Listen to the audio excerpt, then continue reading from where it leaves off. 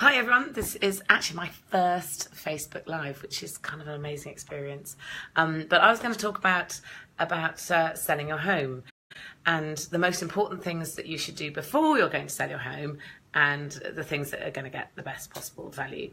So first of all, before you even consider selling your home, you need to have a really good assessment as to the reality of how much your house is worth. Now, you can get lots of people to value it. I mean, at Tepelo, we value houses, but you need to really understand the market. So that way you're going to get the best possible price. So have a really good look at what houses have sold for recently. Now, that is a big difference between how much they've sold for and how much they're on the market for. And I think people get them muddled up very often.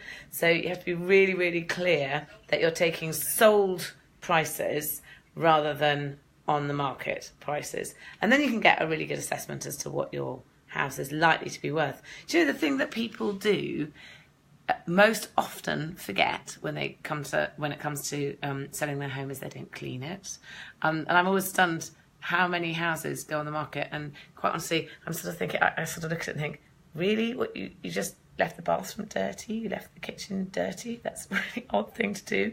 But also the windows. You never underestimate how much difference cleaning the windows makes, because it lets so much light in, and so you can completely transform a room when you have bright light coming in. Outside space, there's another really important area, outside space. So if you've got literally just the smallest, tiniest area, don't just put a dustbin there. If you can get a little bit of AstroTurf, not a bad thing to put in. No one would ever swap a beautiful lawn for artificial grass. But if you can swap a muddy patch for artificial grass, it looks great. And then stick a chair, put plants in.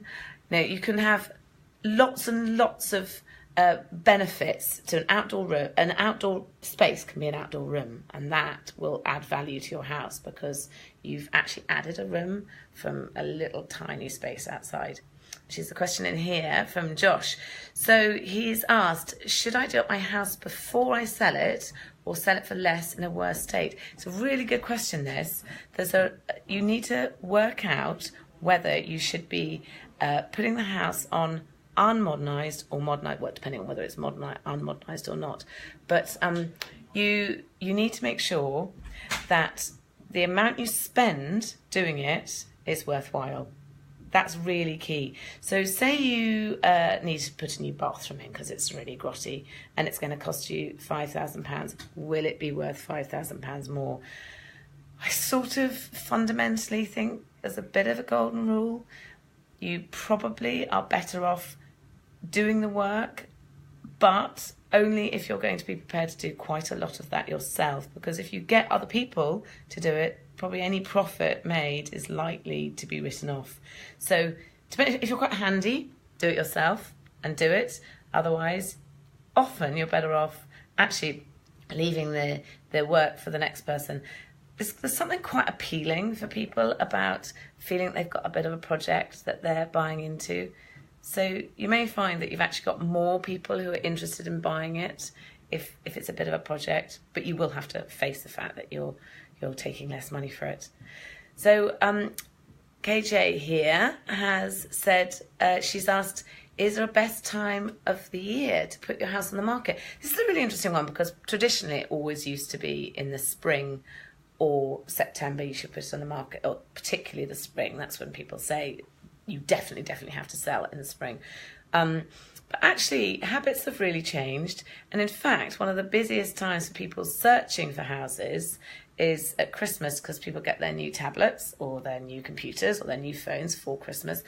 And the first thing they do is look for they go window shopping for houses. A lot of people do that. A lot of the property portals, it's the busiest time over Christmas. People have got time, they've got new gadgets, and so off they go window shopping. It's also really interesting that the journey of why people buy a house has now started often from somebody being tempted by something they see. What used to happen before the days of the internet is that you think, gosh, you need more space. You've had a a child and you need more space, so they think, gosh, so the need for more space or the need for moving because you've got a new job would drive your search to go and look for a property to buy. But actually what's really interesting nowadays is that people often start their search by desire. So they see a house and think, oh my goodness, that's amazing. And that's how they start their house buying process of buying that house. So we've actually got a complete change in why people start buying a house. And so you really need your house on the market, I would say, over the Christmas period and over the holiday period, so that people who are just having a little browse around will see it, and they may end up, it's those people who see it and are tempted who may well end up being your buyer. Lucy has said here, do you think it's helpful if I'm at home when people are looking around my house? That's a really interesting one. I actually think it is quite helpful if you can be there, as long as you don't talk incessantly. So what you mustn't do, it's a really terrible thing to do when someone's looking around your house, is walk into the kitchen and say, and this is the kitchen, and that's the fridge, and there's the oven, and this is the table, and here are the chairs. And because it's just sort of white noise, what you really should do is try and let people go into the room and imagine living there. And that's probably the most important thing, is because you want to let them breathe, especially if there's two of them, so that they can go into a space and dream kind of, oh, this would be amazing. I could just picture myself in this kitchen, and they can chat about it.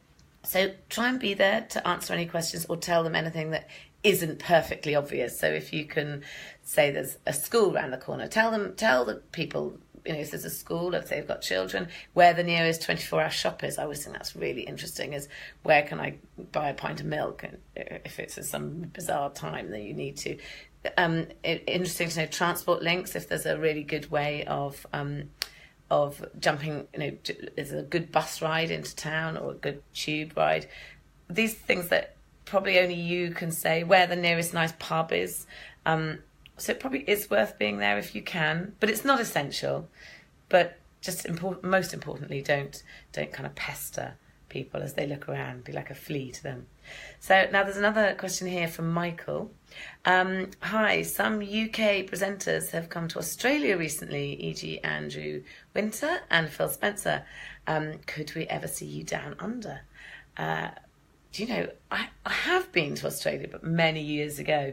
But it would be good. Phil's wife is Australian, so he's got a big vested interest for getting down there as well. So, but yeah, I think lots of my shows are out there, I know, and that's really fun. And I've got lots of relatives in Australia, so actually it's probably time for a trip. My husband's not very keen on flying, is the truth between you and me, so I have to sort of persuade him. He's like Mr. T from the A-Team, if you're old enough to know who I'm talking about. So we'll have to get him on a plane, get over there. It'd be nice to come over. So yeah, you're keen on properties over there. Tepelo is going to be coming over to Australia, and that'll be exciting over there because people in Australia understand houses, don't they? Good.